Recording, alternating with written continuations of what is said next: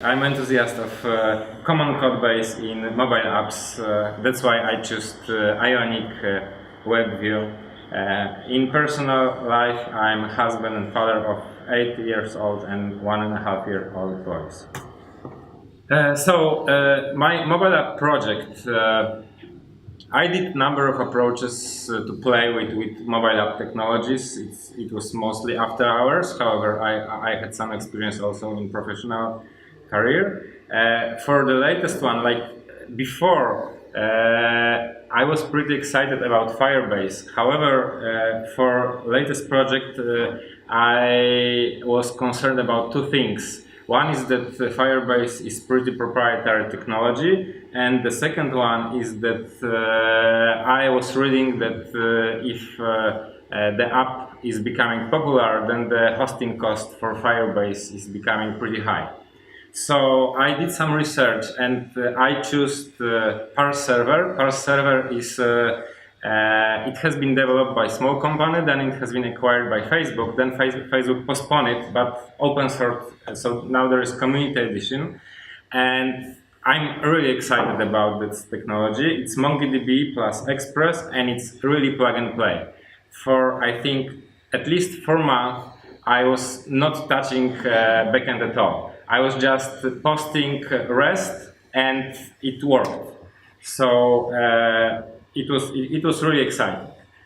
What I did not like is that with the Flux Redux approach, ngrx in particular for Angular, when on one side I'm very excited because ngrx is much cleaner than, for me at least, than Redux because it's very clear that you have pure functions reducers and side effects. In React, we have like different approaches. We have thunks, we have sagas. Each of them is not very like obvious how to apply it.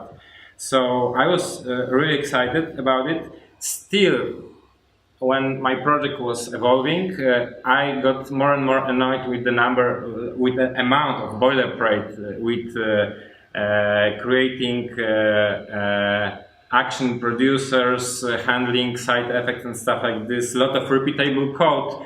I was trying to write some tool, but it's not very easy to make it generic. So as in my project at work, we are using GraphQL for, I think, more than half a year now. I decided, like, at work we are using React, so it's slightly different story. Still, GraphQL and Apollo is possible to be used with Angular, so I thought that I will try it.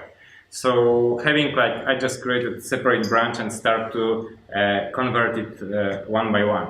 So just to make some comparison, ngrx store, this is like a Flux implementation. So we have store, we have it's like a unidirectional pattern of interacting with user, where user is producing events.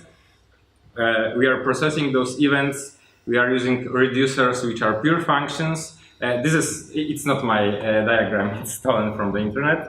And if we want to interact with the backend, then we have side effects. On one side, it's pretty cool that we have like action which is start loading some data, then we have another action for success or for error, and if we have not that many actions, then it's pretty clean. And actually, when I started with single page applications, I was thinking that the biggest challenge, it was like 10 years ago, is to manage the state of the application. Then when I met the Flux pattern, then I thought this is exactly what was required. But then I got annoyed with so much code needs to be written. So in compare with GraphQL Apollo, a lot of things are simplified. I will go quickly deeper, but in general, from the front-end side, we are just creating queries to get some data, and we can subscribe to the queries. We have also mutations to update stuff on the backend side, but we don't have to care about the state. We can just query for the state, but we don't have to manage it. Apollo client takes care of it. So as for upstate management, ngrx store, we need extra effort required to handle data relations and to keep state normalized. Like usually we have REST endpoints, and it's not that easy to handle all the relations. Also, pretty often we are relying on the internal server implementation when we have like some structure of the keys and stuff like this. And client is responsible to combine data from different sources. If we are accessing number of sources, or for example on mobile device, we wanna get like the geographic location. Good practice would be to create also like a side effect which will read from the mobile app API and then put it into ngrx store. We need to take care of all of this.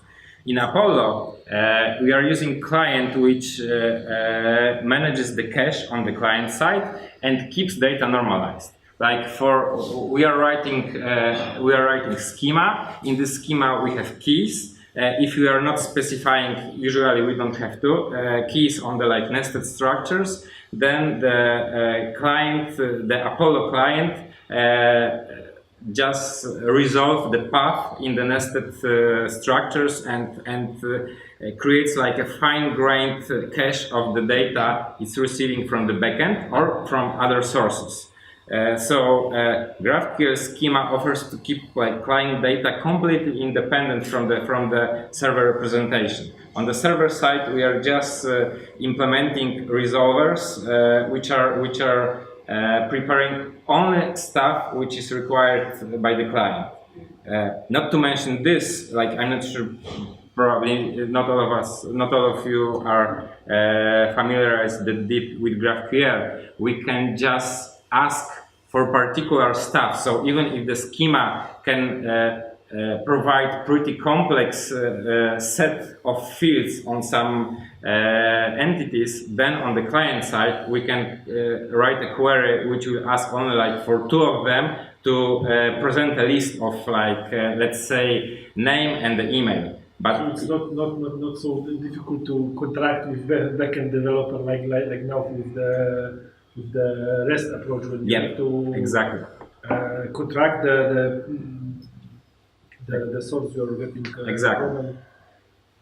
Also, we can write queries when, for example, with an annotation, we can mark that this is like a client query, and then the Apollo client will know that we need to route this query on the client side, and we can write our own resolver on the client side. So, for example, if I would like to query for the geolocation data, and I will annotate it with like client, then it will be routed to my own like kind of middleware, but on the client side.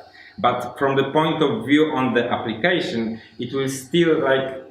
Application don't care from what's the source of the data. This is one thing.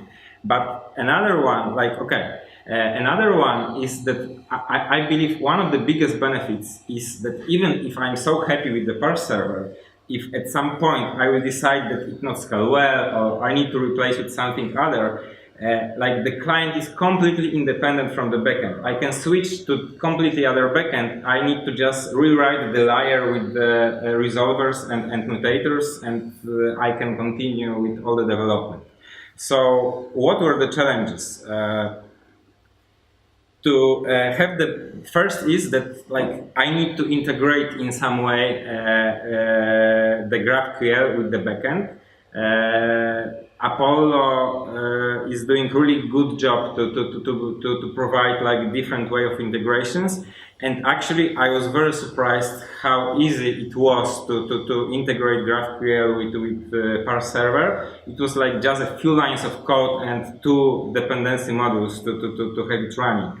There is like a existing provider for ready parse server applications.